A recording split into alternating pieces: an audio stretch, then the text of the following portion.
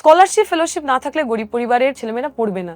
যিনি ওই ফর্মটা আর কি কারেক্ট করেছেন তিনি ঠাকুর চক্রবর্তী কেটে ধর করে দিয়েছেন যে বিবাহিত মহিলার তার আবার বাবার সারনেম কি, তার তো স্বামীর সারনেমটাই রাখতে হবে। এই যে তাকে বলে দেওয়া হলো যে তুমি আজকে গরিব, তার কারণ আগের জন্মে তুমি খারাপ কাজ করেছিলে।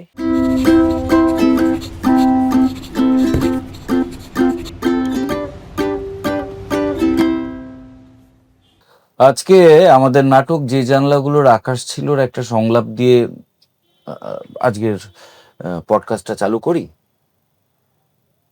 একটা জঙ্গলে একবার আগুন লেগেছে, তো সবাই ভয় পালাচ্ছে, সবাই পালাচ্ছে পালাচ্ছে পালাচ্ছে। তো সেই সময় পালাতে পালাতে একটা সিংহ দেখলো একটা ছোট্ট পাখি, সে তার সেই ছোট্ট ঠোঁটে জল নিয়ে একটা নদী থেকে জল তুলছে এবং আগুন নেভানোর চেষ্টা করছে, আবার জল তুলছে এবং আগুন নেভানোর চেষ্টা করছে। তো পালাতে পালাতেই সিংহটা পাখিকে প্রশ্ন করলো, এই যে বোকা পাখি, তোর ওই একার চেষ্টায় ওই জঙ্গলের আগুনটা কি নিভবে? তখন পাখিটা বলল, জানি নিভবে না, আমার একার চেষ্টায় তো নিভবেই না, তবে ইতিহাস যেদিন লেখা হবে আমার নাম আগুন নেভানোর খাতায় লেখা থাকবে, পালানোর খাতায় নয়। আজকে এরকম একটা পাখির গল্প, এরকম একটা মানুষের গল্প, এরকমই একটা ছাত্রীর গল্প, যার সম্বন্ধে আমি একটি কথাই বলতে পারি, লজ্জার মাথাকে স্মিটেন। তার প্রতি আমার দুর্বলতা সর্বজন বিদিত, এবং মানুষ হিসেবে তাকে আমি প্রচণ্ড ভালোবাসি। তার বহুমুখী প্রতিভা আমাকে মুগ্ধ করে, তার বহু ভাষা বলার ক্ষমতা আমাকে অবাক করে, এবং সে ছোট্টবেলা থেকে অনেক গুরু দায়িত্ব সামলাচ্ছে। তাহলে আর ভনিতা না করে বলেই ফেলি, দীপশিতা ধর, ওয়েলকাম। কেমন আছো? ভালো আছি, তুমি কেমন আছো? পারফেক্ট। আচ্ছা, এই যে ছোটবেলা থেকেই ইনডক্ট্রিনেটেড বলা যায়, তা সেই শৈশবটা কেমন? ছোটবেলাটা আমার খুব প্রোটেক্টেড, কারণ আমি বাড়ির সবচেয়ে ছোট, মা বাবার একমাত্র সন্তান, এবং আমার বাড়ির বড় পিসির ছেলেরা বহুদিন আমাদের বাড়িতেই ছিলেন, তাদের একটি মাত্র বোন। ফলে যা হয় খুবই আদুরে, খুবই প্যাম্পার্ড এবং কিছুটা স্পয়েলড। এবং যেহেতু ছোটবেলায় আমার বড়রা বলতে দাদারাই, স্পয়েলড কি অর্থে? আদরে বাদর আর কি, খুব স্পষ্ট ভাষায় বলতে গেলে যে আমার পছন্দ অনুযায়ী খাবার হয়, আমার পছন্দ অনুযায়ী বাড়ির রং হয়, আমার পছন্দ অনুযায়ী বাকিরা মোটামুটি একটু ম্যানেজ করে নেয়। হ্যাঁ, মানে আমাকে কেউ খুব একটু চটাতে চান না। এবং যেহেতু বড়রা বলতে দাদারাই, তো আমি অনেক ছোটবেলা পর্যন্ত, ধরো ক্লাস 5 পর্যন্ত আমি নিজেকে ছেলেই ভাবতাম। এবং কেউ যদি আমাকে মেয়ে বলতো আমার একদম পছন্দ হতো না, যে আমি বড় হয়ে আমার দাদাদের মতো হবো। আমার মিস দাদা, মানে আমার প্রত্যেকের আমাদের একটা প্রিয় কাজিন থাকে, ও আমার সেরকম ছিল আর কি। ও শাহরুখ খানের ফ্যান, তো আমি শাহরুখ খানের ফ্যান। ও চুইংগাম খায়, আমি তো ওনার ফ্যান হয়ে গেলাম এটা শুনে। মানে আমার শাহরুখ খানের ফ্যান হওয়ার পিছনে ওর রোল সবচেয়ে বেশি। তো এরকম ছোটবেলাটা প্রোটেক্টেড, আদুরে, কিন্তু অলসো লট অফ সার্ভিলেন্স। দাদু তখন এমএলএ, ফলে একদম ছোট থেকে বড় হওয়ার জন্য, যে কারণে তুমি আমাকে বলেছিলে কোনোদিন প্রেম করতে পারিনি, কোন মানে ভালো করে করতে পারিনি। হ্যাঁ, করতে পারিনি, এটা একটু মিথ্যে হবে। আচ্ছা, ভালো করে করতে পারিনি। হ্যাঁ।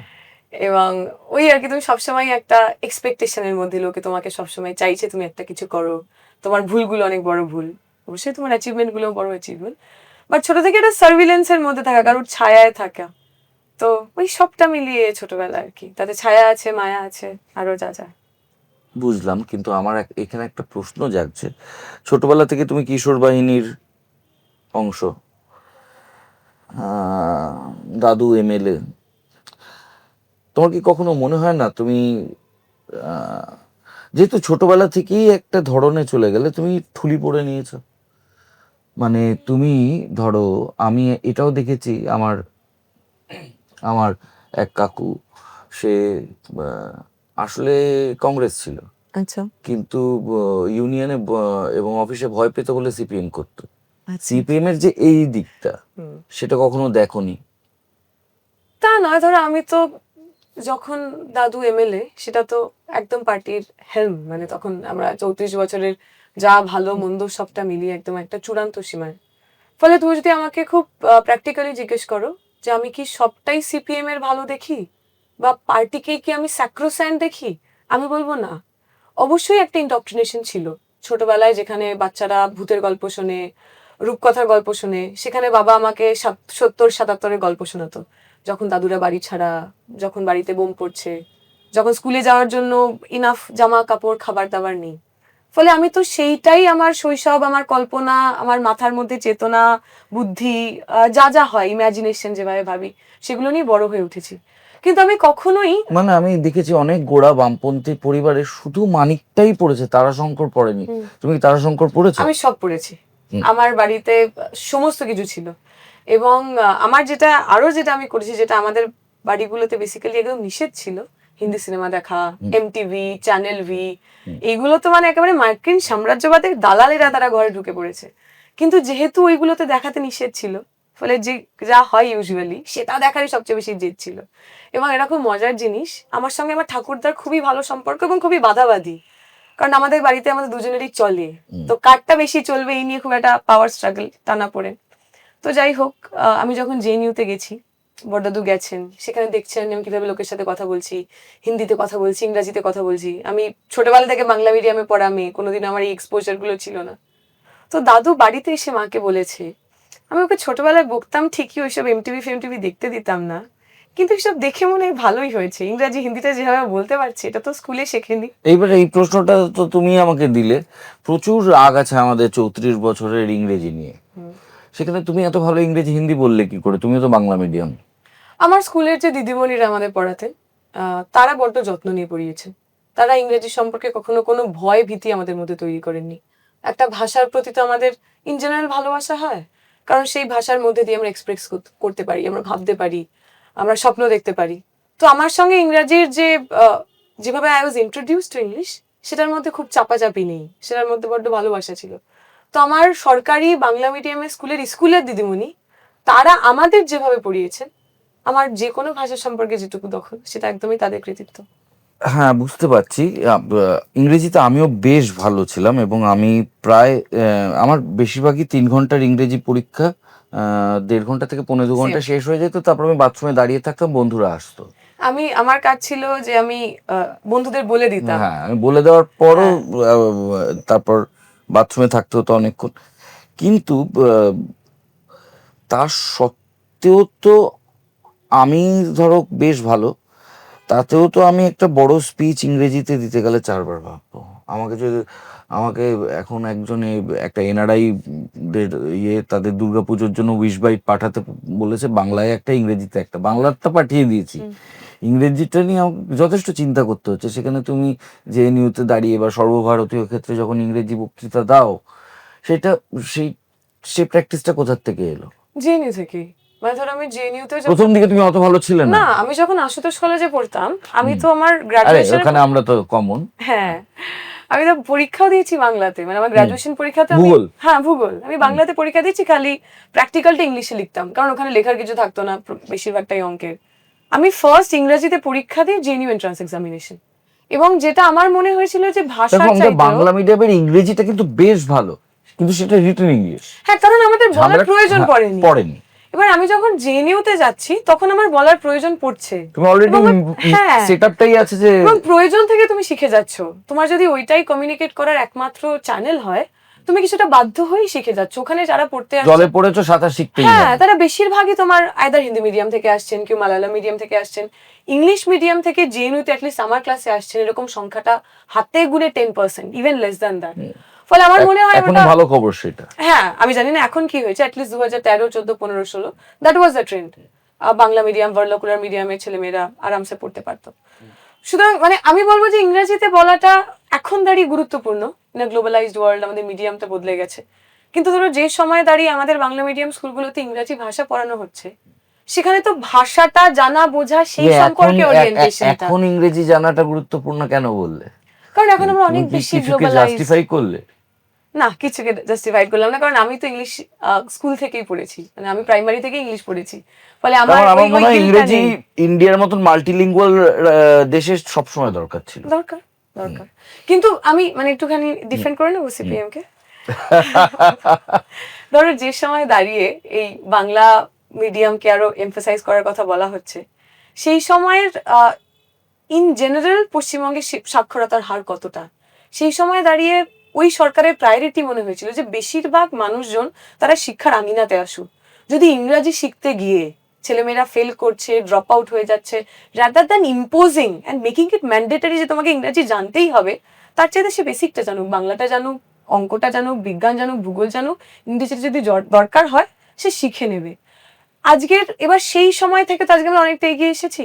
আজকে তুমি ইনস্টাগ্রাম দেখো, বা যারা ধরো অ্যাপ ক্যাব চালান, বা যারা ডেলিভারি করেন, তারা সমস্তটাই তো ইংরাজিতেই বেসিক্যালি ডিল করছেন। তারা সবাই যে ইংরাজি শিখেছেন স্কুলে তা নয়, কিন্তু কাজের সূত্রে শিখে গেছেন।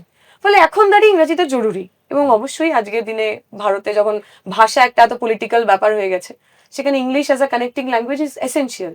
কিন্তু ওই সময় দাঁড়িয়ে আমি খুব তাদেরকে ব্লেম করতে পারি না, খুব তারা খুব ইভিল একটা মানসিকতা থেকে ইংরেজিটা তুলে দিয়েছিল। ইভিল কেন হবে? আমি বলছি দূরদর্শিতার অভাবও তো বলতে পারি, ইভিলটা বলছি না। তো আমার ওই সময় দাঁড়িয়ে যে প্রায়োরিটি ছিল যে আমি এই সময় কোন মানুষজনকে কেটার করতে চাইছি, যারা ফার্স্ট জেনারেশন লার্নার, এর আগে তাদের 14 পুরুষে হয়তো কেউ স্কুলে যায়নি, এই মানে ছেলেটি বা আমি মেয়েটি বলছি স্কুলে আমার এসেছে। আমার আমাদের স্কুল নগর কলকাতা স্কুল, আমাকে আজকে ডেভিলস অ্যাডভোকেট হতেই হবে। কারণ এটা আমার কাজ আজকে। আমি আমাদের স্কুল রীতিমতো একটা নাগরিক স্কুল, নাকতলা হাই স্কুল, সেখান থেকে ভালো ভালো ছাত্রছাত্রী বেরিয়েছে। আমি তাদেরকে দেখেছি, তারা মাধ্যমিকে পাশ করে গেছে ভালো রকম মার্কস পেয়ে, তারা সলিটারি রিপারে গিয়ে এবার খাবি খাচ্ছে। তাহলে আখেরে কি ঝামেলাই তো হলো, তাকে তো সেই সলিটারি রিপারের সামনে পড়তে হবে, সে তো জ্যাক দ্য রিপারের মতন এবার তারা করবে।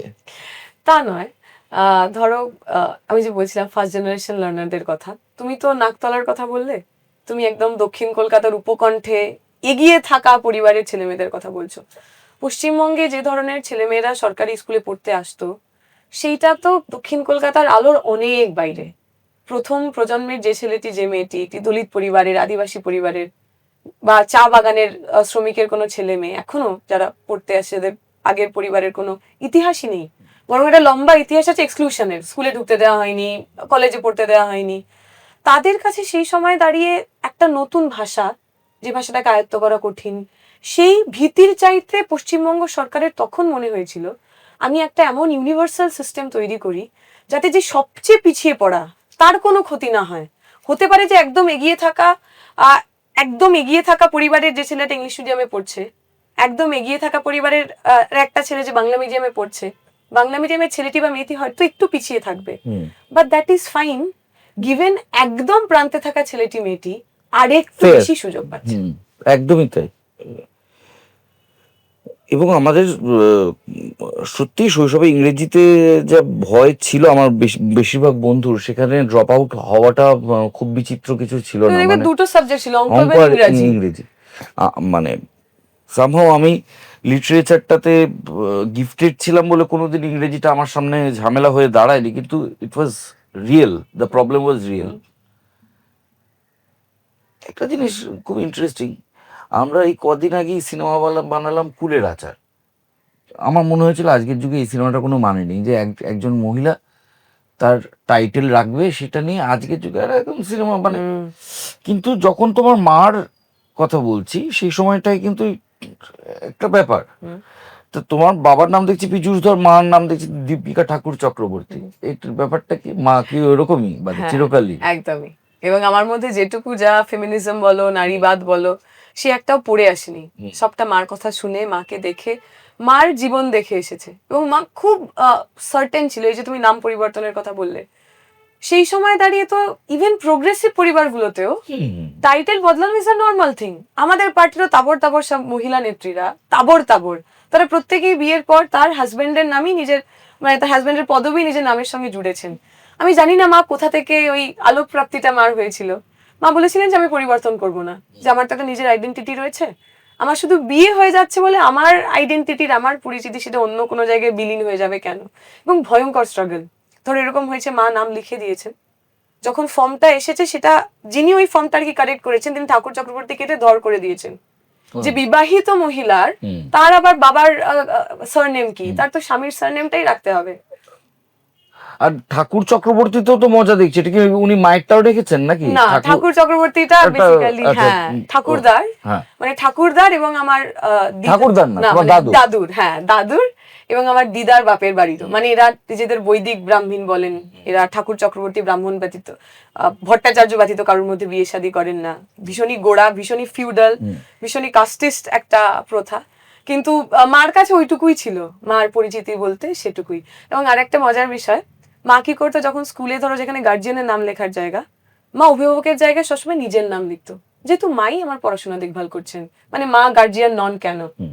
মাধ্যমিক বাবা পরীক্ষার সেই সময় তো মানে আমাদের স্বরলিপিকে এখনো ঝামেলা করতে হচ্ছে কেন, হ্যাঁ।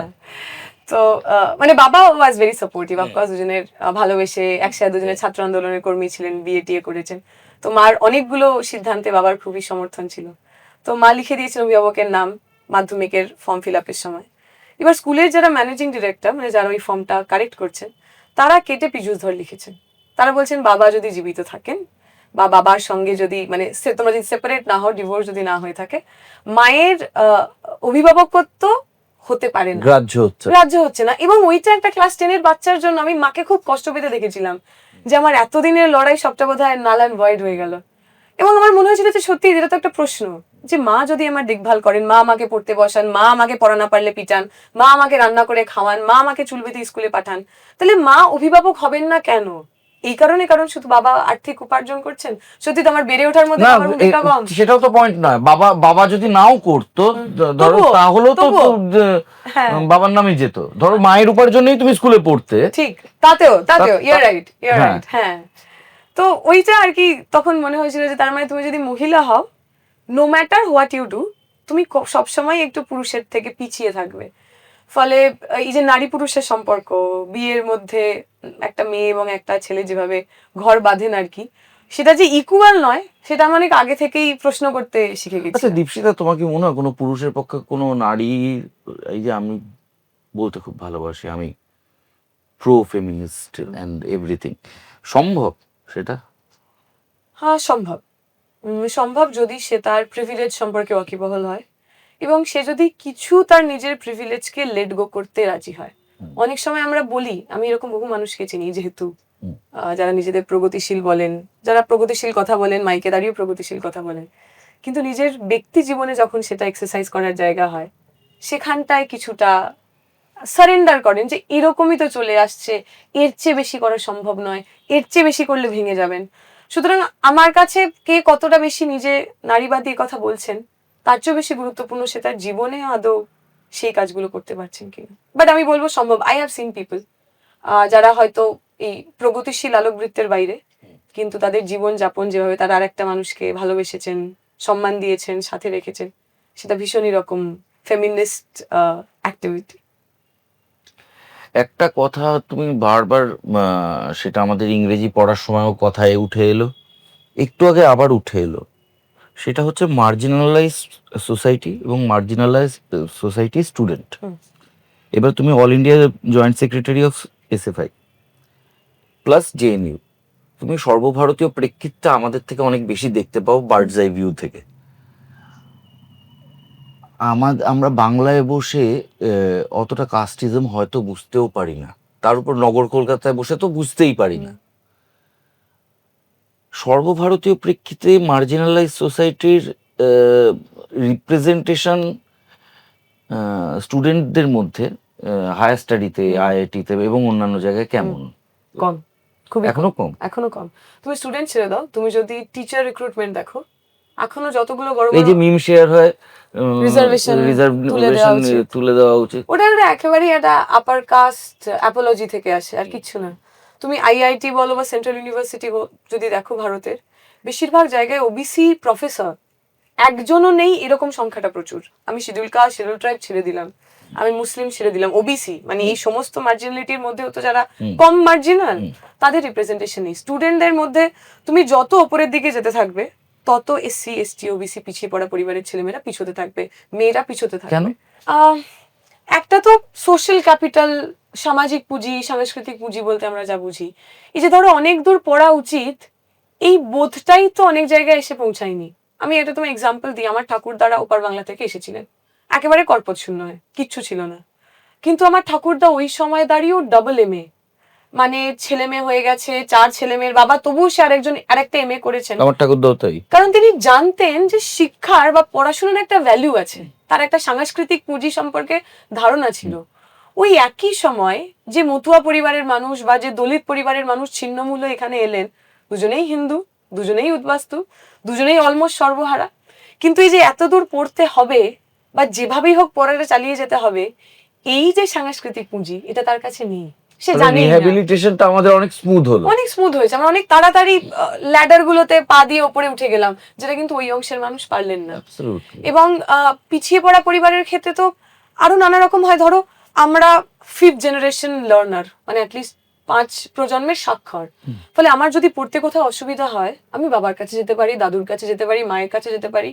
এবার যে ছেলেটা বা মেয়েটা 1st জেনারেশন লার্নার, সে তো তার মায়ের কাছে যেতে পারে না, কারণ তার মা তাকে সাহায্য করতে পারবে না। ফলে আমার যদি কোনো অসুবিধা হয়, আমি যদি আর্থিকভাবে অসচ্ছল হই, প্রাইভেট টিউটর না থাকলেও আমার বাড়ির লোক সেখানে আমার সাহায্যের জায়গা। ওই যে প্রথম প্রজন্মের ছেলেটি বা মেয়েটি, সে যদি প্রাইভেট টিউটর না রাখতে পারে, তাহলে তার যাওয়ার কোনো জায়গা নেই। ফলে এই যে কম্পিটিশনে সে কখনোই আমার সঙ্গে, যদি আমরা সেম ক্লাসে একদম একরকম রুটি, একরকম ভাত, একরকম ডাল, একরকম পোশাকও পরি, সামাজিক সাংস্কৃতিক পুঁজির জন্য সে অনেকটা পিছিয়ে থাকবে। এবং এই পিছনে ধরো অ্যাকুমুলেট হতে থাকছে, আমি যত উপরে যাচ্ছি আমি তত আমার পুঁজি অ্যাকুমুলেট করছি এবং ও তত পিছোতে যাচ্ছে। এইটা মূল কারণ। এই যে রিজার্ভেশনটা শুধু রিপ্রেজেন্টেশন নয় আমার মতে, রিজার্ভেশনের মধ্যে দিয়ে আসলে তুমি যারা বহু বছর ধরে, যাদের সামাজিক পুঁজি ছিল না, সাংস্কৃতিক পুঁজি ছিল না, তাদের একটা স্পেস দিই। তাহলে এখন ওদের রিপ্রেজেন্টেশন বাড়ানোর জন্য আমরা কি করতে পারি? একটা তো পলিটিক্যাল রিপ্রেজেন্ট, কারণ হায়ার স্টাডিতে যদি তারা না পৌঁছতে পারলে তো কোনোদিনই এই জায়গায় পৌঁছতে পারবে। যেমন জেএনইউতে আমাদের একটা সিস্টেম ছিল ডিপ্রাইভেশন পয়েন্ট বলে। ডিপ্রাইভেশন পয়েন্ট কিরকম, তুমি কোন এলাকায় থাকো, সেই এলাকাটা কতটা পিছিয়ে পড়া, তোমার এলাকায় কতগুলো স্কুল আছে, কতগুলো ইউনিভার্সিটি আছে, কতগুলো হাসপাতাল আছে, এর ওপর দাঁড়িয়ে পয়েন্ট পাওয়া যেত।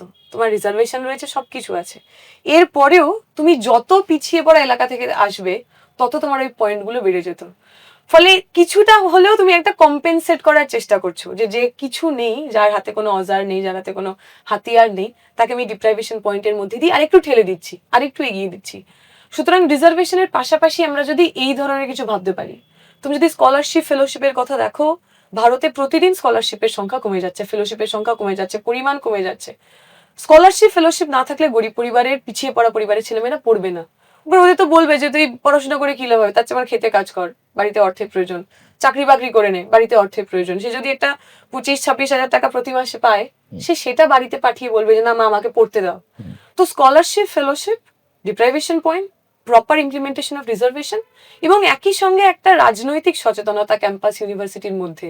এই যে আমরা অনেক সময় ছোটবেলায় বলতাম না যে চুরি চামারি করেছে, আমরা সবাই বলতাম, ওটা তো আলটিমেটলি একটা কাস্ট। আমি এটা কাস্ট কি বলছি, মানে তুমি ওই অংশের হলেই তুমি একটা অপরাধ প্রবণ হবে। আমি কোনোদিন বলিনি তো, কিন্তু তুমি বলার আগে অব্দি আমি রিয়েলাইজও করিনি যে এই কথাটা যে হ্যাঁ, বলার সাথে সাথে রিয়েলাইজ করলাম। আমরা যে বলি তো ছোট লোকের শব্দটা তো একটা পেশাকে ছোট করা। হ্যাঁ, যে ছোট লোক মানেও তো সেখানে দেখো সেইভাবে দেখলে তো মানে বাংলা ভাষার যে সংস্কৃতি, দুহিতা মানে কি, যে তুমি দহন করে বাবার সব সম্পত্তি নিয়ে চলে যাবে বিয়ের সময়। ভারজা মানে স্ত্রী আর ভৃত্যর প্রত্যয়গত মানে যাদের ভরণ পোষণ করতে হয় কাজের স্বামী। হ্যাঁ, মানে আমার হাজবেন্ড আমার স্বামী হবেন কেন? হ্যাঁ, তো এই গোটা বিষয়টাতেই তো একটু গোলমাল লাগছে, ভাষার বিষয়টাতেই। কারণ যারা ভাষাগুলো তৈরি করেছেন তারা তো এগেন উচ্চ বর্ণের, উচ্চ বিত্তের লোক, তারা তাদের যে সাইকোলজি, সেই সাইকোলজি আমার ভাষার ডমিনেন্ট সাইকোলজি হয়ে উঠেছে। সেদিন একজন লিখেছেন রকি ও রানী কি প্রেম কাহানির পর, যে বম্বে যখনই রিপ্রেজেন্ট করে বাঙালিকে, ব্যানার্জি, চ্যাটার্জি, মুখার্জি, গাঙ্গুলি এতেই ঘোরাফেরা করে। এবার আমি আবার ওদের তরফ থেকেই বলছি যে আমি করণ জোহর প্রোডাকশনস, আমার জীবনে যে যে গোদা বাঙালিগুলো এসেছে সেগুলো হয় বিভূতিভূষণ বন্দ্যোপাধ্যায়, নয় সত্যজিৎ রে, নয় এসব উঁচু বর্ণের নামগুলোই, এবং গাঙ্গুলি, মুখার্জি এগুলোই এসেছে। তাহলে ওরা কি করে হঠাৎ করে এখন মানে অন্য মানে জোর করে, এবার মনে হচ্ছে না যে আমরা এটাতে পলিটিক্স খুঁজছি? না, এই যে আমার চ্যাটার্জি, ব্যানার্জি, মুখার্জি বা তুমি আপার কাস্ট যদি ধরো, পশ্চিমবঙ্গের ক্ষেত্রে তার সংখ্যাটা কত? 10%, নট ইভেন দ্যাট। তার মানে 90% বাঙালি তার সম্পর্কে তো আমরা জানিই না, তারা তো ওভারশ্যাডোড। এই সময় দাঁড়িয়ে বহু মানুষ, যেমন এই যে নীরজ নীরজ ঘেওয়ান। নীরজ ঘেওয়ান, ওনার তুমি যদি সিনেমাগুলো দেখো, ও তো বেসিক্যালি এই ধারণাগুলোকেই ব্রেক করতে করতে যাচ্ছে। এবং ধড়ক 2 লাস্ট যেটা বানালো, সেটাতে তো কাস্টকে খুব এক্সপ্লিসিটলি সেটাতে কথা বলেছে। এবার যখন আমি আমার কমফর্ট জোনে রয়েছি, যখন আমার চারপাশে ব্যানার্জি, মুখার্জি, চ্যাটার্জি, বোস ইত্যাদি ইত্যাদিরাই রয়েছে, সেখানে দাঁড়িয়ে আমি তো চ্যালেঞ্জড হচ্ছি না। এই ধরো নীরজদের সিনেমা বানানোর জায়গায় আসতে তো এতগুলো বছর লেগেছে, আজকে ওরা তারপর আসতে তার উপর পেরেছে। পরিচয় গোপন করতে হচ্ছে বহুদিন। হ্যাঁ, ও আজকে আসতে পেরেছে বলেই ও চ্যালেঞ্জ করছে। ও আজকে আসতে পেরেছে বলেই কোথাও না কোথাও আমাদের একটু আয়না ধরাচ্ছে, ফলে আমরা কনসিয়াস হচ্ছি। এই এতদিন ধরে যে আপার কাস্ট রিপ্রেজেন্টেশনটাকেই একমাত্র রিপ্রেজেন্টেশন ভাবে ধরা হয়েছিল, সেটা তো আসলে আমাদের ওই প্রিভিলেজ ব্লাইন্ড স্পট, যে আমরা দেখিনি। মজার কথা বলি, রিসেন্টলি আমি একটা জিনিস করেছি, সেটা ওই সোশ্যাল মিডিয়াতে ছেড়েছি, ফলে মা দেখেছে। সেটা হচ্ছে আমি ঝাড়গ্রামে গিয়ে পিঁপড়ের চাটনি খেয়েছি। আচ্ছা মা আমাকে বাড়ি ফেরার পর সবার আগে বললো, তুই কোনো বাঙালি এটা খায়? আচ্ছা, অথচ ঝাড়গ্রামের যে মানুষটি খায় তিনি তো আমার বাঙালি বন্ধুই। তাই তো, তাই তো। আমরা কিন্তু একটা উচ্চ বর্ণের বাঙালির খাবারের মধ্যেই ঘোরাফেরা, ভদ্রলোক বাঙালি বলতে আমরা যা বুঝি, ফুড হ্যাঁ, প্যালেটটা ধরে তাই নিয়েছি। তাই। পপুলেশন স্টাডিজ এটা অ্যাকচুয়ালি কি সবজি? পপুলেশন স্টাডিজ হচ্ছে এটা জিওগ্রাফি এবং স্ট্যাটিস্টিক্সের একটা মেলবন্ধন, যেখানে তুমি হেলথ, এডুকেশন, এই যে পপুলেশনের বৃদ্ধি, পপুলেশনের কমে যাওয়া, বার্থ রেট, এই সমস্ত কিছু নিয়ে কাজ করো। কিন্তু যদিও আমি পপুলেশন স্টাডিজে আমার এমফিল, আমার কাজটা আর একটু বেশি সোশ্যাল জিওগ্রাফি ঘেঁষা।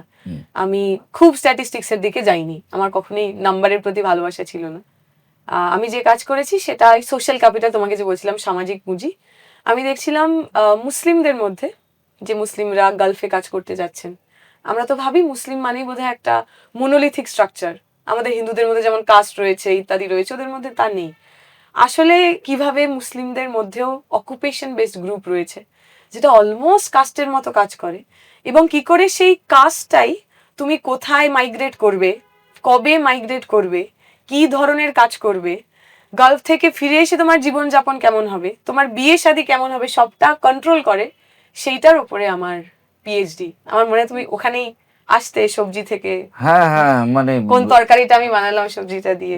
এটা দিয়ে তো এটা তো আমাদের পশ্চিমবঙ্গের একটা বিস্তীর্ণ মানুষের জীবনযাপনের উপজীব্য তো বলাই যায়, মানে মুর্শিদাবাদ, একদম মালদা। মুর্শিদাবাদ, মালদা, দক্ষিণ চব্বিশ পরগনার একটা বিপুল অংশ। তো ওখানে কি তুমি ফিল্ড ওয়ার্ক করেছো? আমার ফিল্ড ছিল কেরালাতে। আচ্ছা। আমার প্রাথমিক ভাবনা ছিল যে আমি মুর্শিদাবাদ এবং মালাপুরম বলে কেরালার একটা ডিস্ট্রিক্ট আছে, যার ডেমোগ্রাফি একদম মুর্শিদাবাদের মতোই। কারণ কেরালারও একটা হিউজ, ওদের জিডিপি 30% এই রেমিটেন্স থেকে আসে। কাতার ওয়ার্ল্ড কাপে একটা গ্রাম পুরো কাতারের ইয়েতে সেজেছিল, মানে এতটাই ওদের। হ্যাঁ, যাকগে বলো। তো আমার প্রথম আইডিয়া ছিল আমি দুটোকে কম্পারিজন করব, কিন্তু পিএইচডির সময় অত সময় পাওয়া যায়নি বলে কেরালাতেই আমি ফোকাস করেছিলাম। কেরালাতে পোন্নানি বলে একটা ছোট্ট শহর আছে, এবং ওটাকে বলা হতো এক সময় মানে দ্য মক্কা অফ ইস্ট, কারণ নানা ধরনের স্কলার্স, ইসলামিক স্কলার, তারা ওখানে এসেছেন, প্রথম ইসলামিক কনভার্সন ওখানে হয়েছে। তোমার পিএইচডির কাজ পোন্নানিকে ঘিরে। তবে ডেফিনেটলি আই হ্যাভ আইডিয়া যে ওইখান থেকে যা যা পেলাম সেগুলো পশ্চিমবঙ্গের ক্ষেত্রে কতটা কতটা প্রযোজ্য, তার উপরে হয়তো কিছু কাজ আমরা করবো ইন নিয়ার ফিউচার। কাস্টের কথা উঠলো, জেএনইউ এর কথা উঠলো, আর এত কিছুর কথা উঠলো। রোহিত ভেমুলা তুমি দেখেছো সামনে থেকে ওর সাথে? রোহিত ভেমুলার সঙ্গে আমার ব্যক্তিগত আলাপ ছিল না। রোহিত ভেমুলাকে আমরা চিনেছি ওর শহীদ হওয়ার পরেই। তবে রোহিত ভেমুলার মা, যে রাধিকা ভেমুলা, তিনি আমাদের কাছে খুবই আপন, এবং তিনি আমাদের প্রতি প্রচন্ড রকম স্নেহশীল, প্রচন্ডই ভালোবেসেছেন। এবং আমার জীবনে প্রথম হাঙ্গার স্ট্রাইকে বসা রাধিকা আম্মাকে দেখে, মানে ওর মাকে দেখে। আমি তো খুব খিদে কাতর আর কি, একদম খিদে সহ্য করতে পারি না। তুমি বলছিলাম স্পয়েলড, সবসময় বাড়ির পিছনে সবাই আমাকে খাওয়াবে এই বলে ছুটেছে, ফলে আমি একদম খিদে সহ্য করতে পারি না। কিন্তু যখন রাধিকা ভেমুলা হাঙ্গার স্ট্রাইকে বসলেন হায়দ্রাবাদ সেন্ট্রাল ইউনিভার্সিটিতে, যখন উনি বলছেন যে আমার তো একটাই ছেলে ছিল, আমি সেলাই করতাম, সেলাই করে ছেলেটাকে আমি ইউনিভার্সিটিতে পাঠিয়েছিলাম, আমার ছেলে মহাকাশ বিজ্ঞানী হতে চাইতো, মহাকাশ সম্পর্কে ওর প্রচুর আশা আকাঙ্ক্ষা ছিল, যে ছেলেটা তারাদের সম্পর্কে জানতে চাইতো সেই ছেলেটা যে তারা হয়ে গেল, এবং আমি কোথাও বিচার পেলাম না, কেউ আমাকে বিচার দিচ্ছে না, তাই আমি আজ হাঙ্গার স্ট্রাইকে বসছি, আমি আমারও অনশনে বসেছি। তখন আমার মনে হয়েছিল যে না না, দিস ইজ দ্য টাইম। যদি একজন মা যিনি তার ছেলেকে হারিয়েছেন, তিনি শুধু দুঃখ শোকে ভেঙে পড়েননি, তিনি বিচার চাইছেন, আর যাতে কোনো একজনের মানুষের সাথে রোহিত ভেমুলার মতো ঘটনা না হয় তার জন্য লড়াই করছেন, সেখানে দাঁড়িয়ে we should stand in solidarity. তো সেই আমার প্রথমবার হাঙ্গার স্ট্রাইকে বসা, এবং ভয়ঙ্কর ভয়ঙ্কর ডিফিকাল্ট ব্যাপার। মানে 7-8 ঘন্টা পর তোমার ওজন বাড়েনি? আমার ওজন তো কয়েকজনের বেড়েছে শুনেছি আমি। হ্যাঁ, যারা মানে যারা হাঙ্গার স্ট্রাইকের পিছনে চকলেট, স্যান্ডউইচ ইত্যাদি ইত্যাদি খেয়েছিলেন তাদের বেড়েছিল। আমার অলমোস্ট 1 বছর আমি যতই খাচ্ছিলাম কিনা আমার ওজন বাড়েনি, কারণ that is usually what happens. তুমি যদি 7-8 দিন না খেয়ে থাকো এবং তুমি যখন জল খাবে, তুমি তোমার প্রত্যেকটা ভিতরের সমস্ত অর্গান বুঝতে পারবে তোমার জলটা সবটা ছুঁয়ে ছুঁয়ে যাচ্ছে। তো হ্যাঁ, মানে রোহিত ভেমুলা আমাদের কাছে একটা খুবই ওই ধ্রুবতারার মতো। কিন্তু রোহিত ভেমুলারটা কি এই যে ঘটনাটা, এটা কি প্রি রোহিত ভেমুলা প্র্যাকটিস ছিল? কারণ জেএনইউতে তো এত বছর ধরে এত মানুষ পড়েছে এবং সেখানে পিছিয়ে থাকা শ্রেণীর মানুষরাও পড়েছেন, তো তাদের জীবন হার্ড হয়নি তাহলে সেক্ষেত্রে? নিশ্চয়ই হয়েছে। আমি যদি বলি যে হয়নি, বা যেহেতু আমি জানি না তাই আমি বলবো, আবহাওয়া তো চিরকালই একটু অন্য জায়গা থেকে মুক্ত এবং খোলা বটেই। এবং হায়দ্রাবাদ সেন্ট্রাল ইউনিভার্সিটির ক্ষেত্রে ওদের ওখানে কাস্ট পলিটিক্স বা আইডেন্টিটি পলিটিক্স সেটা খুব ডমিনেন্ট। মানে তুমি যদি টোটাল অন্ধ্রপ্রদেশেই দেখো, ওখানে তো খুব পরিষ্কার যে কাম্মা, রেড্ডি, এই অনুযায়ী সমস্ত রাজনৈতিক দলগুলো। জেএনইউর ক্ষেত্রে বহুদিন পর্যন্ত ওই রকম আইডেন্টিটি বেসিস পলিটিক্যাল ফর্মেশন তো হয়নি। লেফটে নানা ধরনের ভাব ছিল, পরবর্তীকালে বহুজন সমাজবাদী পার্টি বা বাপসা এসেছিল, কিন্তু সেখানে একটা broad understanding of social justice ছিল, খুব কাস্ট স্পেসিফিক গ্রুপ কখনোই ছিল না। কিন্তু আমি বলবো যে নিশ্চয়ই জেএনইউর মধ্যেও ছিল। এটা হতে পারে না যে এটা আমরা স্বর্গ রাজ্যে বসবাস করতাম, কারণ আমার মনে আছে একটি মেয়ের, আমার নিজের জানা দলিত পরিবারের মেয়ে, শিডিউল কাস্ট পরিবারের মেয়ে, তার যিনি সুপারভাইজার, ওর কিছুতেই এমফিলটা জমা করতে দিচ্ছিল না। নানাভাবে কখনো বলছে তোমার কাজ হয়নি, কখনো বলছে যে এটা ঠিক যথেষ্ট কাজ হয়নি, অথচ সেই একই ধরনের কাজে অন্য একটি মেয়ে বা অন্য একটি ছেলে যে হয়তো অন্য কাস্টের, তাকে জমা দিতে দেওয়া হয়েছে। এই যে অ্যাজাম্পশন যে যেহেতু ও ফার্স্ট জেনারেশন লার্নার, ও পারবে না, বাকিরা coming from generational wealth, generational educational history, ওরা পেরে যাবে, এ পারবে না, অতএব একে সুযোগ দেওয়া যাবে না। এবং মেয়েটিকে বহু জায়গায় দৌড়াতে হয়েছিল। আমি ওর সাথে সব থেকে ভালো রেজাল্ট করার পরও নিচ্ছিল না, কারণ ও না হিরোর মতো দেখতে না ভিলেনের মতো দেখতে। হ্যাঁ, মানে যে স্টিরিওটাইপিং আমরা তো প্রিজিউম করি যে এ কি করতে পারে। তো ওই মেয়েটি তারপরে শিডিউল কাস্ট কমিশনে যায়, সেখান থেকে অনেক লড়াই সংগ্রামের পর ফাইনালি ও আর কি সাবমিট করতে পারে। তো আমি যদি বলি যে ইনি একদমই রূপকথার মতো, আমি মিথ্যে কথা বলবো। আচ্ছা, আমার একটা ফ্রিভুলাস কোয়েশ্চেন করতে ইচ্ছে করছে এবার, একদম কারণ জোহার টাইপের। সেটা হচ্ছে একটা ফেস্ট হচ্ছে, তুমি দূর থেকে দেখছো, সিনেমার ভাষায় লং শটে দেখছো, আচ্ছা, কি করে বুঝবো এটা এবিভিপি করছে না ছাত্র পরিষদ করছে না এসএফআই করছে? যদি এবিভিপি করে তাহলে তুমি ডিজেতে ভারত কা বাচ্চা বাচ্চা জয় জয় শ্রীরাম মাঝে মাঝেই শুনতে পাবে। তার লিডাররা এসে বিভিন্ন লোকজনকে পরিচয় করাবেন, হামারে বিচ আয়ে হুয়ে অমুক জি তমুক জি, হ্যাঁ নমন করতে হবে সবাইকে, তাদের গলায় অরেঞ্জ উত্তরীয় ইত্যাদি পরানো হবে। ছাত্র পরিষদ মানে আমরা যাকে এনএসইউআই বলি, সেখানে বাকি সবটা থাকবে, সেখানে অমুক জি তমুক জি থাকবেন, কিন্তু এই মাঝে মাঝেই জয় শ্রীরাম ইত্যাদি ধর্মীয় উস্কানিমূলক ব্যাপার থাকবে না। আর যদি সেটা লেফটদের কারোর হয়, সেখানে জিদের সংখ্যা স্টেজে নেই বললেই চলে, সেখানে কাউকেই এসে তোমাকে নমন করতে হবে না।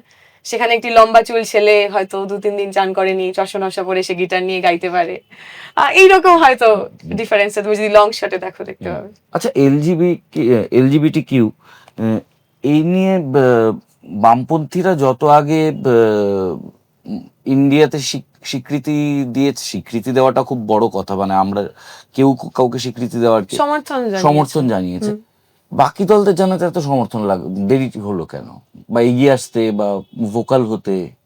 কারণ আমাদের যে ধরো এটা একটা খুব কন্ট্রোভার্সিয়াল ব্যাপার। আমরা প্রথম দিন থেকেই কমিউনিস্ট পার্টি বা সিপিআই বা যে কোনো লেফট পার্টি, আমরা খুব ভারতীয় হতে চাইনি। যে ভারতের সংস্কৃতি তুলে ধরতে হবে, ভারতের সভ্যতা, সেটাকে গ্লোরিফাই করার কখনো সেটার জন্য তো আমরা খিস্তিও খাই। হ্যাঁ, যেটা অ্যান্টি ন্যাশনাল পার্টি, চাইনার পার্টি, সমস্যাটা সেটা না, আমাদের একটা ইন্টারন্যাশনাল ভিউ পয়েন্ট ছিল। আমরা ভারতের সাধারণ খেটে খাওয়া মানুষকে শুধু ভারতীয় হিসেবে দেখতাম না, বরং দেখতাম সারা বিশ্ব জুড়ে যে সমস্ত মানুষ শ্রমজীবী তাদের একটা এক্সটেনশন হিসাবে, তাদের একটা ঐক্যবদ্ধ কমিউনিটি, একটা ঐক্যবদ্ধ শ্রেণী হিসাবে।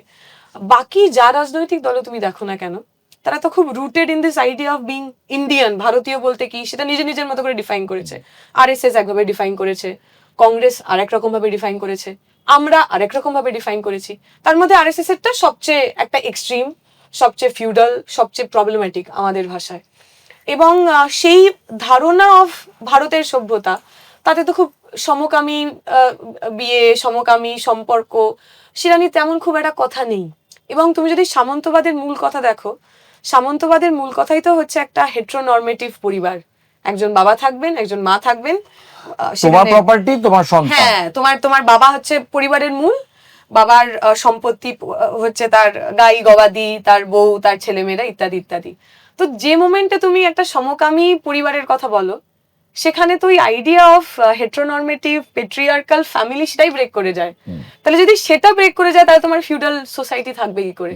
ফলে এই যে ওদের একটা এলজিবিটিআইকিউ এর প্রতি একটা ভীষণ রকম নাকশিটকানো বলো, একটা সময় তো একটা ঘৃণা ছিল, আর সেইটা ওইখান থেকে আসে। এখন বাধ্য হয়ে কোথাও না কোথাও একটু মানিয়ে নিচ্ছে, বলছে না আমাদেরও তো বৃহন্নলার কথা বলা হয়েছে, ট্রান্সজেন্ডার্স আর very much part of the Indian culture, ইত্যাদি ইত্যাদি। কিন্তু সেগুলো চাপে পড়ে এতদিন ধরে এলজিবিটিআইকিউ এই পুরো স্পেকট্রাম, তা নিয়ে এদেরকে ওরা বেসিক্যালি ডিহিউম্যানাইজ করেই দেখেছে, যেটা ঠিক সমান সমান মানুষ নন।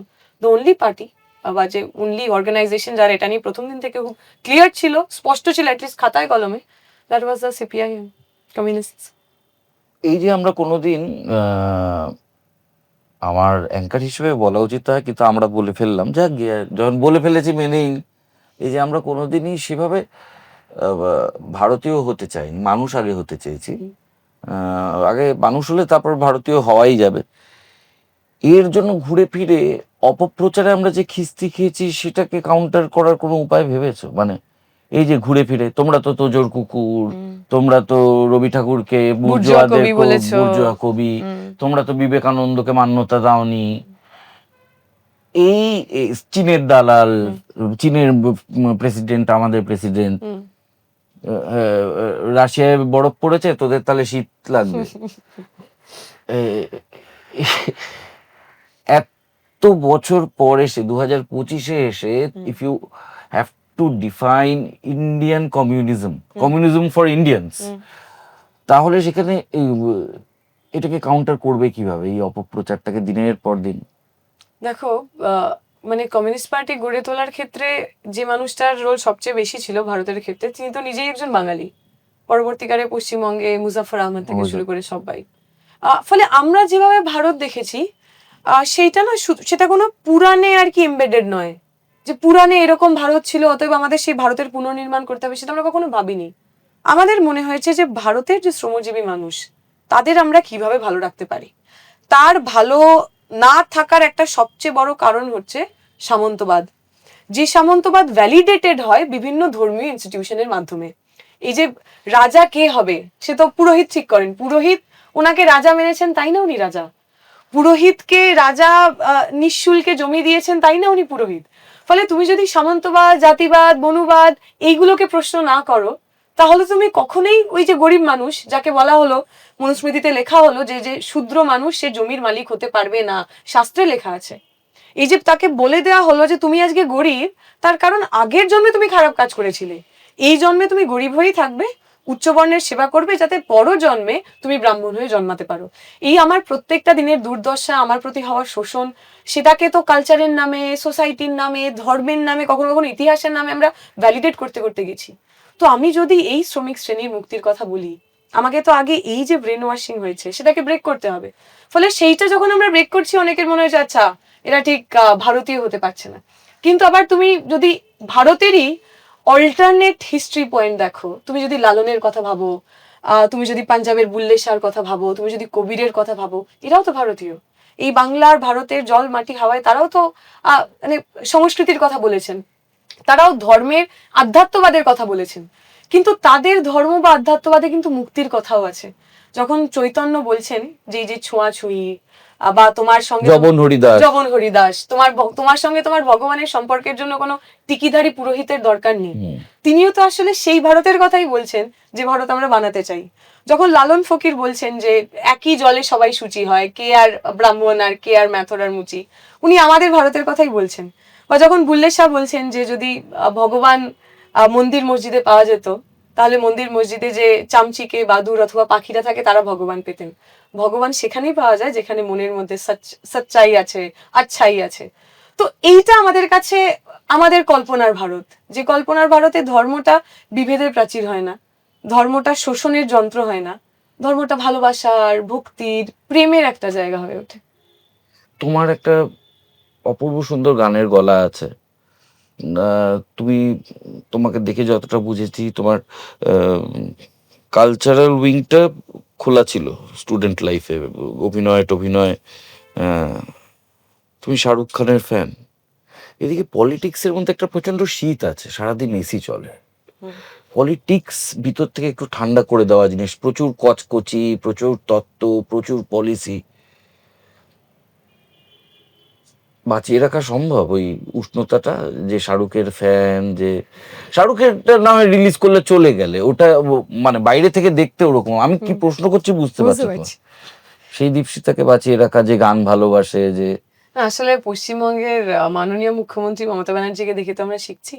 ওনার মতো কালচারালি অ্যাক্টিভ তো আর কেউ নেই। উনি নাচেন, গান করেন, ছবি আঁকেন এবং একই সঙ্গে রাজ্যের মুখ্যমন্ত্রী। তাহলে মমতা ব্যানার্জি পারলে আমিও হয়তো আমার সাংস্কৃতিক দিকটা ওনার মতো অত ভালো করে না হলেও, অতগুলো বই হয়তো আমি লিখতে পারবো না, কিন্তু যেটুকু যেটুকু আমি পারি সেটুকুকে বাঁচিয়ে রাখতে পারবো না। মানে জোকস অ্যাপার্ট, এটা ঘটনা।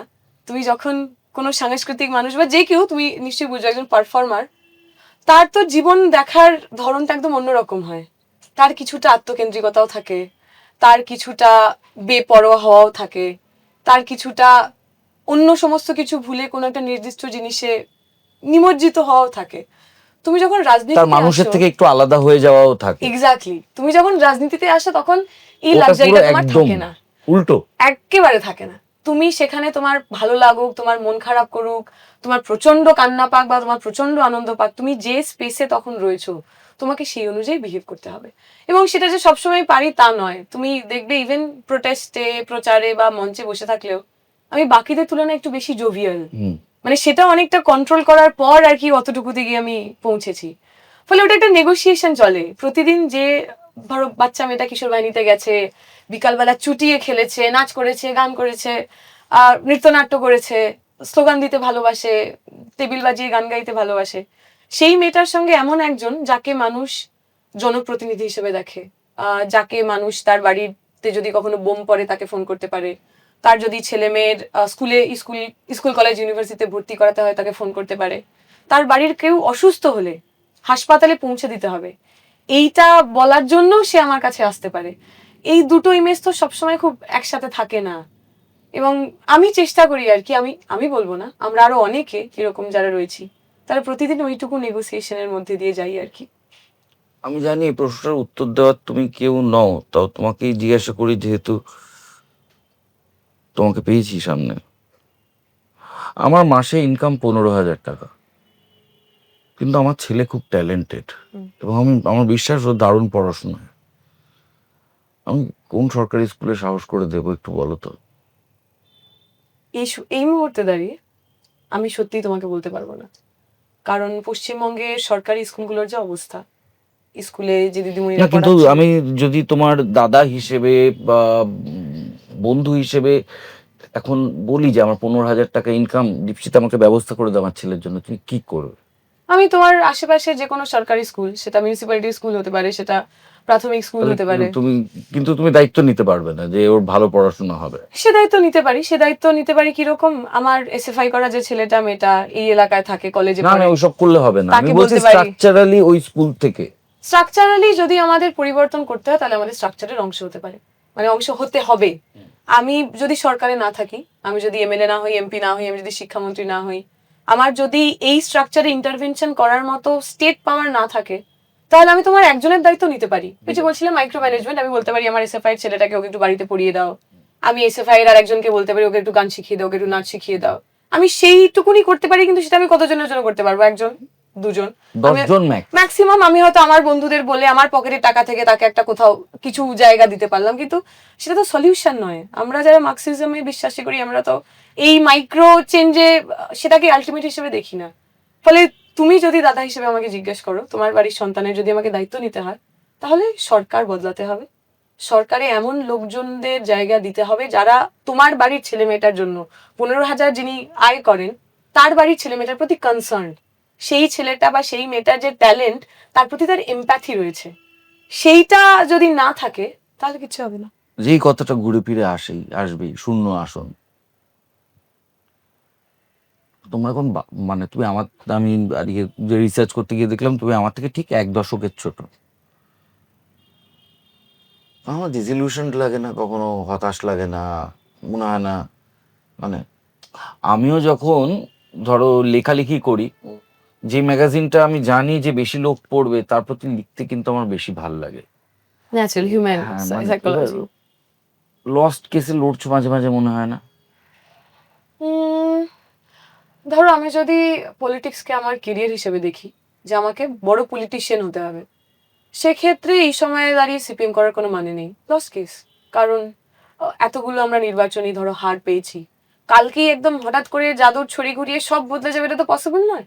আর পশ্চিমবঙ্গের ক্ষেত্রে আমরা দেখেছি সবসময় এটা গ্র্যাজুয়াল চেঞ্জ হয়, ওই একদিনে কখনো কিছু বদলায় না। মানে Aam Aadmi Party is not going to click in West Bengal. তো সেক্ষেত্রে দাঁড়িয়ে আমার মনে হওয়াটাই স্বাভাবিক যেখানে থেকে কোনো লাভ নেই। কিন্তু আমি তো আমার কেরিয়ার বানানোর জন্য রাজনীতি করতে আসিনি। আমাকে যদি কেরিয়ার বানাতে হতো, আমার কাছে অনেকগুলো অপশন ছিল, এখনো আছে আর কি। আমার মনে হয়েছিল এই সময় দাঁড়িয়ে বামপন্থী রাজনীতি প্রয়োজন, কারণ বামপন্থী রাজনীতি পশ্চিমবঙ্গের বুকে ওই 15,000 টাকা প্রতি মাসে আয় করে যে মানুষটা, রিক্সা চালান যে মানুষটা, টোটো চালান যে মানুষটা, আমার বাবা যিনি একজন কারখানার শ্রমিক ছিলেন, যে কারখানাটা প্রতিদিন প্রায় বন্ধ হয়ে যাবে এমন আশঙ্কার মধ্যে আমরা বাঁচতাম, তাদের কথা বামপন্থীরা ছাড়া আর অন্য কেউ বলে না।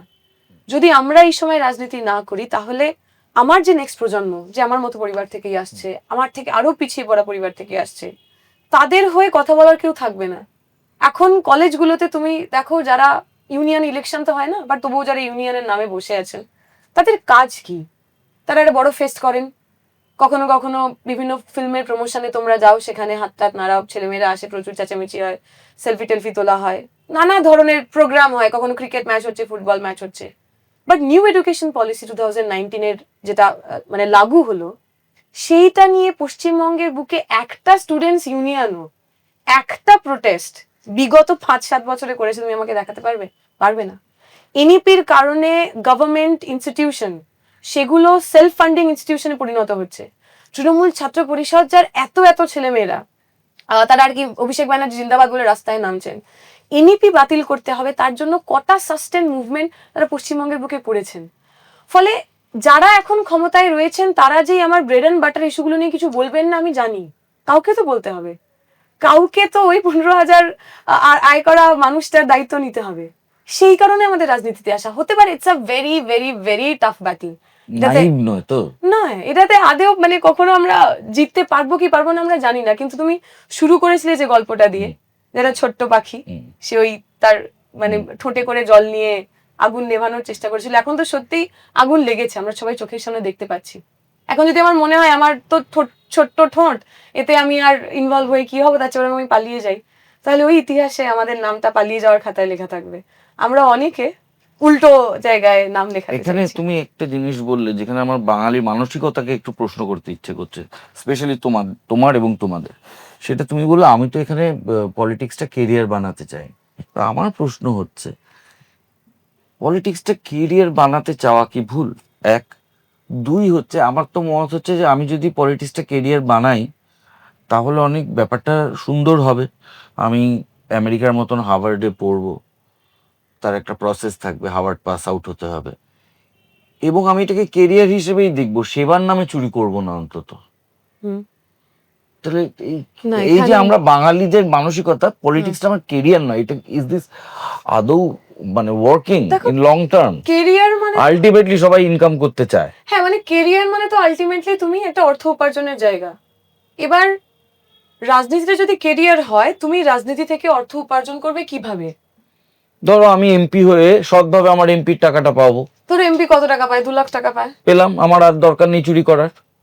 যদি 2 লাখ টাকা পেয়েই লোকের চুরি করার ইচ্ছা কমে যেত, তাহলে এই যা যা এমএলএ এমপি আমাদের আশেপাশে তৈরি হয়েছে, তারা একটা আমি টাকাও বলছি চুরি যেটা আমি করতেন না। সেটা তো তারা সেবা বলে দেখাতে চাইছে বলে, তারা হয়তো 2 লাখের 1,98,000 ফেরতও দেয়, শুধু সাম্মানিক 2,000 টাকা নেয়, এদিকে অন্য দিক দিয়ে গেড়িয়ে যাচ্ছে। আমি তারা সবটাই সেবা দেখাতে চাইছে বলে। কিন্তু আমি যদি গোদা ভাষায় বলতাম যে বস আমার 2 লাখে হবে না, I want to have a good Scotch, so আমার 4 লাখ লাগবে মাসে, তুমি আমার 4 লাখ দাও, আমি চুরি করবো না, এটা কি বেটার হতো না দেশের পক্ষে? আসলে চুরি করাটা না অভাবের উপর ডিপেন্ড করে না। নিয়তের উপর ডিপেন্ড হ্যাঁ, করে। ধরো পার্থ চট্টোপাধ্যায়, যিনি শিক্ষামন্ত্রী, তার তো খুব অর্থের অভাব আছে বলে আমি মনে করি না। তার অত কোটি কোটি টাকা খাটের তলায় রাখার, মানে তুমি ওনাকে যদি 10 লাখ টাকাও প্রতি মাসে দিতেন, তাও উনি চুরি করতেন।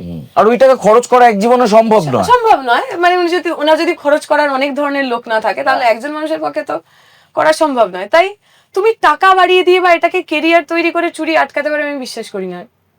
যদি তোমাকে চুরি আটকাতে হয়, কারাপশন আটকাতে হয়, তাহলে একটা ইন জেনারেল সবার মানসিক পরিবর্তনের দরকার। আমি এইটা জানতেই চাইবো, তার কারণ সেই 90s থেকে শুরু হয়েছে হিন্দি ছবিতে ভিলেন মানে পলিটিশিয়ান, রেপিস্ট মানে পলিটিশিয়ান। আমরা পলিটিশিয়ানদের শ্রদ্ধার চোখে দেখি না, এবং তার পিছনে পলিটিশিয়ানরাই দায়ী। দিনের পর দিন তারা করে যাচ্ছেন নানা রকম কাজ, যাকে তাকে জড়িয়ে ধরছেন। তো তো এই মানসিকতাটা কি করে বদলানো সম্ভব? এই যে আর মাধবন বলেছিল রং দে বাসন্তীতে, তো if you have to change the system, be a part of it. খালি নিন্দে করে কিছু হবে না। কিন্তু হোয়াট ক্যান উই ডু? মানে যে ইউথ আবার শ্রদ্ধা করবে দেশের পলিটিশিয়ান, পলিটিক্স, এবং তারা ইন্টারেস্টেড হবে। ধরো পলিটিশিয়ানদের মধ্যেও সবাইকে আমরা নেগেটিভ চরিত্রে দেখি আমি বলবো না। ধরো বুদ্ধদেব ভট্টাচার্য সম্পর্কে আমি সিনেমা বলছি, আমি বলছি যে পপুলিস্ট। হ্যাঁ, মানে আমি ওখানেই আসছি। ধরো বুদ্ধদেব ভট্টাচার্য, উনিও তো রাজনীতিবিদ, কিন্তু এখনো মানুষ সৎ মানুষের উদাহরণ দিতে গিয়ে ওনার কথা বলেন। বা ধরে নাও গান্ধীজি, ভালো মানুষ, যিনি সততা নিয়ে বা ইন্টেনশন নিয়ে কারো প্রশ্ন নেই, কোনো প্রশ্ন নেই। আবার তুমি দেখো, তুমি সিনেমার কথা যেহেতু বললে, তুমি ওই একদম শুরুর দিকের অমিতাভ বচ্চনের সিনেমা দেখো, যখন সে একটা অ্যাংরি ইয়াং ম্যান, যখন সে ওয়ার্কার পলিটিক্স ভাঙছে একদম, যখন তিনি ওই হ্যামার সিকেল নিয়ে ওই সমস্ত কিছু হচ্ছে, ওইটাও তো একটা পলিটিক্স। ফলে ওই পলিটিক্সটাও তার মানে ওইখানেও তো কোথাও না কোথাও পলিটিশিয়ানদের আমরা ভ্যালারাইজ করছি, অ্যাক্টিভিস্টদের ভ্যালারাইজ করছি। কিন্তু যখনই তারা এই সিস্টেমের পার্ট হয়ে যাচ্ছেন, নেতা মন্ত্রী এমএলএ হয়ে যাচ্ছে, তখন আবার গন্ডগোল হয়ে যাচ্ছে। তুমি যদি নায়ক মনে করো, অনিল কাপুর যখন একদিনের মুখ্যমন্ত্রী হচ্ছেন, তখন কিন্তু আমরা একজন পলিটিশিয়ানকেই গ্লোরিফাই করছি, ইত্যাদি ইত্যাদি। ফলে সেটা আমি বলবো একটা দুমুখী প্রক্রিয়া। কিছুটা দায়িত্ব আমাদেরও। আমাদের যদি জ্যোতিবাবু, বুদ্ধদেব ভট্টাচার্য বা ইভেন গান্ধীজি বা বিধানচন্দ্র রায়ের মতো এইরকম অপশনস বেশি থাকতো, এই ধরনের আইকন বেশি থাকতো, তাহলে এত সহজে হয়তো আমাদের ভিলিফাই করা সহজ হতো না। এই কিছুদিন আগে জোহরান মামদানি, ও নিউ ইয়র্কে আমরা দেখলাম ও জিতেছে, এবং ইট ওয়াজ আ ভেরি ডিফিকাল্ট ফাইট। ও যেখানে শুরু করেছিল প্রায় আমাদের মতোই, সিপিএম এর মতোই আর কি, 3-4% থেকে শুরু করে তারপরে ও জিতেছে। এবং তুমি যদি পুরো ক্যাম্পেইন ট্রেলটা দেখো, ওই পলিটিশিয়ানের যে ইমেজ, সেটাকে ব্রেক করতে করতে গেছে। যে পলিটিশিয়ান মানেই সে একটা খুব ক্রুকেড লোক নয়, সেটা সাধারণ লোক। ও যে কথাগুলো বলেছে সেটা খুব সাধারণ মানুষের অ্যাসপিরেশনের কথা। ও যেভাবে লোকের সাথে ইন্টারঅ্যাক্ট করেছে, ওর পুরো যে মিডিয়া ডিজাইন, সেটা কিন্তু তথাকথিত পলিটিশিয়ানদের ইমেজকে ব্রেক করে তৈরি করা। তো আমি বলবো দ্যাটস ওয়ান ওয়ে। সেই রকম আমরাও যদি মোর অ্যান্ড মোর এক্সাম্পল তৈরি করতে পারি, হোপফুলি। তুমি আর মিনাকে একসাথে যদি আরো কয়েকটা স্কুটার চালাতে পারো, হেলমেট পরে পরের বার থেকে, হ্যাঁ, সেটা সত্যি মানে এত সুন্দর লেগেছে আমাদের, as a visual, as a imagery, as an imagery. আমাদের নিয়ে বিজেপির অভিযোগ, তুমি আমাদেরটা এখন সচেতনভাবে বলছো। হ্যাঁ বলে দিচ্ছি। আচ্ছা, ঠিক আছে। অভিযোগ যে আমরা অ্যাকচুয়ালি ভোট কাটার কাজ করছি, বিরোধী ভোট কাটছি। আর তৃণমূলের অভিযোগ রামবাম এক। পশ্চিমবঙ্গের নিরিখে দাঁড়িয়ে তুমি এখানে কি বলবে? আমাদের কি অবস্থান? আমরা কি সত্যি ভোট কাটছি এবং তৃণমূলকে শক্তিশালী করে যাচ্ছি যুগের পর যুগ? না, তা একেবারেই নয়। বরং এমন অনেকগুলো সিট রয়েছে যেখানে আমাদের ভোট বেশি পাওয়ার কারণে বিজেপি জিতেছে। আবার এমন সিটও রয়েছে যেখানে আমাদের ভোট বেশি পাওয়ার কারণে তৃণমূল জিতেছে। এটা ঠিক ওইভাবে এরাই ভোট কাটার শক্তি, এভাবে বলে দেওয়া যাবে না। সমস্যাটা হচ্ছে ভোটটা তো এজেন্ডার ওপর হবে।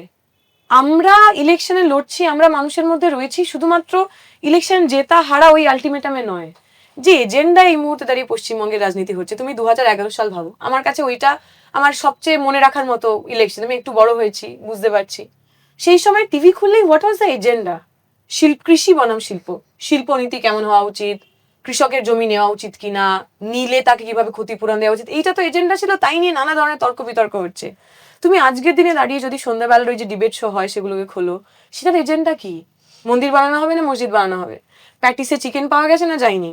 হিন্দু বলে মারা হলো না মুসলমান বলে মারা হলো? এই যে হিন্দু মুসলমান, মন্দির মসজিদ, এইগুলো যে পশ্চিমবঙ্গের রাজনীতির মুখ্য এজেন্ডা হতে পারে, এটা আমরা 11 সালে দাঁড়িয়ে ভাবতেই পারতাম না।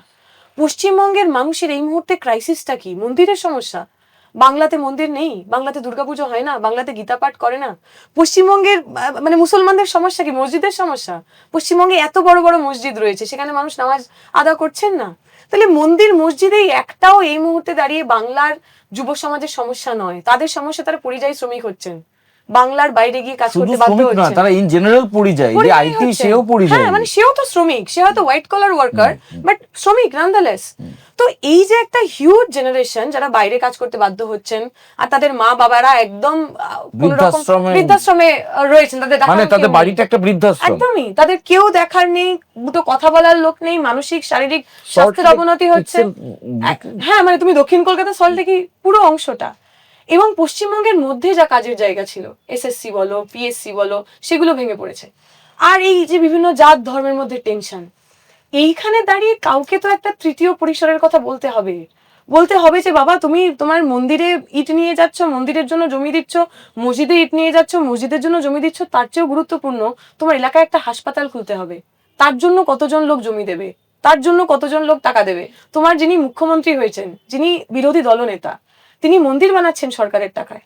তিনি আরো বড় মন্দির বানাবেন, মহাকাল মন্দির বানাবেন, তার প্রমিস করে দিয়েছেন। অথচ তিনি এই কতগুলো বছরে কতগুলো নতুন ইউনিভার্সিটি খুললেন, কতগুলো নতুন আইটি হাব খুললেন, কতগুলো নতুন কারখানা খুললেন? এই প্রশ্নটাই পিছনের দিকে চলে যাচ্ছে। আমাদের কাছে যেটা ইম্পর্টেন্ট, সেটা হচ্ছে এই বাংলার ওইটুকুনি বাঁচিয়ে রাখা। বাংলার মানুষ যে কারণে একটা সময় সারা দেশে সমাদৃত হতো, তারা ভাবতে পারতো থিঙ্কার। তুমি আমাদের প্রথম নোবেল একজন বাঙালি দিয়েছেন, প্রথম অস্কার একজন বাঙালি পেয়েছেন। আজকের দিনে দাঁড়িয়ে বাংলার সেই প্রথম অস্কার বাঙালি না, ভানুয়াতাইয়া ফর গান্ধী, রাইট। সত্যজিৎ রায় পরবর্তীকালে লাইফ টাইম অ্যাচিভমেন্ট পেয়েছেন। তো এই প্রায় প্রথমের দিকের অস্কার যদি আমি বলি, তার মানে কৃষ্টিতে তো বাঙালির একটা রোল ছিল। বাঙালিকে তো সারা ভারত বা ইভেন বিশ্বের মানুষ কিছু একটা কারণে চিনতো। সেইটার যে এইরকম একটা অধঃপতন হচ্ছে, এটা তো কাউকে চোখে আঙুল দিয়ে দেখাতে হবে। এটা খালি মন্দির মসজিদ, জয় শ্রীরাম, আল্লাহ আকবার, এই কচকচিতে যদি চলে যায়, তাহলে এটাকে আর বাঁচিয়ে রাখার জায়গা থাকবে না। আমাদের কাজ ওইটা বলে যাওয়া, কন্টিনিউয়াস বলে যাওয়া, যতদিন না এটা ব্রেক হচ্ছে। তোমাকে দেখলে অনেক সময় আমাদের নিজেদের মধ্যে আলোচনা হয়েছে যে কাউকে কাউকে দেখলে মনে হয় না পলিট ব্যুরো মেটেরিয়াল। আমি জানি না if I am putting you in a spot. মানে দিল্লির পলিট ব্যুরো মেটেরিয়ালটা কিরকম একটু বোঝা? মানে দিল্লিতে থাকবে, বৃন্দাকারাত, দিল্লি, কেরালা, ওখানে ঘুরবে, ওখান থেকে ডিসিশন হবে। তো তুমি কি সেরকমই ভাবছো নাকি? না, এই যে আমাকে তোমরা এইটা ভেবে ফেলেছো, এইটাই আমার জন্য একটা ওই রেড ফ্ল্যাগের মতো আর কি, ইটস আ ওয়ার্নিং। না, একেবারেই না। বাট আমি এটা অস্বীকারও করছি না, দিল্লি আমার জীবনে বা আমার বড় হওয়ার একটা বিশাল বড় রোল। ধরো আমি তো 19 বছর বয়সে দিল্লিতে চলে গেছিলাম, 19 থেকেই এতগুলো বছর ওখানে থেকেছি। ফলে আমি আমার বড় হওয়ার মধ্যে দিল্লির ছাপ প্রবল, এবং আমার বহু বন্ধু বান্ধব তারা কেরালা থেকেও আসে। কিন্তু এই সমস্ত কিছুর পরেও আমি at the end of the day Ashutosh কলেজের ছাত্রী। আশুতোষ কলেজ আমার মধ্যে ভীষণ রকম প্রবল, সেটা এতটুকু ছেড়ে যায়নি। এবং ওই জন্য আমি যখন ধরো বাংলায় ফিরে এলাম 21-এর নির্বাচন বা তারপরে, আমার কখনো এখানে সে অসুবিধা হয়নি। আমি যেখানেই কাজ করেছি, সেটা নির্বাচন হতে পারে বা অন্য যে কোনো কাজ হতে পারে, আমি খুব স্বাচ্ছন্দ্যেই সেখানে কাজ করেছি। তাই আমি জানি না এরকম ভাইব আমি কেন তোমাদের দিয়েছি। আমার মানে এটা শেষ হয়ে গেলে, ক্যামেরা বন্ধ হলে, এই নিয়ে আমাদের একটা লম্বা আলোচনা করতে হবে। আচ্ছা, আমাদের সম্বন্ধে আরেকটা অভিযোগ খুব শোনা যায়, আমাদের ইয়াং জেনারেশন রিপ্রেজেন্টেশন কম। এইটা নিয়ে কি বলা যায়? সেটা সঠিক। ধরো এখন 21 সালের পরবর্তীকালের বেশি করে পার্টি খুব সচেতন ভাবে চেষ্টা করেছে যে বিভিন্ন ধরনের নবীন মুখ, সেটা ছাত্রের নবীন মুখ হতে পারে, সেটা কৃষকের নবীন মুখ হতে পারে, সেটা শ্রমিকের নবীন মুখ হতে পারে, তাদেরকে একটু এগিয়ে নিয়ে আসার। সেটা ইন আ ওয়ে একটা স্বীকারোক্তি যে এর আগে আমরা এই কাজটা এত ভালো করে করিনি। আসলে অনেকদিন সরকারে থাকলে যা হয়, একটা সরকারের বা একটা এই বুর্জোয়া সিস্টেমের অনেক কিছু জিনিস তো কানাগলি দিয়ে ঢুকে পড়ে, ফলে যা ন্যাচারালি আমাদের মধ্যে হওয়ার কথা ছিল কিছু কিছু জায়গায় সেটা হয়নি, সেটাকে কারেক্ট করার প্রচেষ্টা।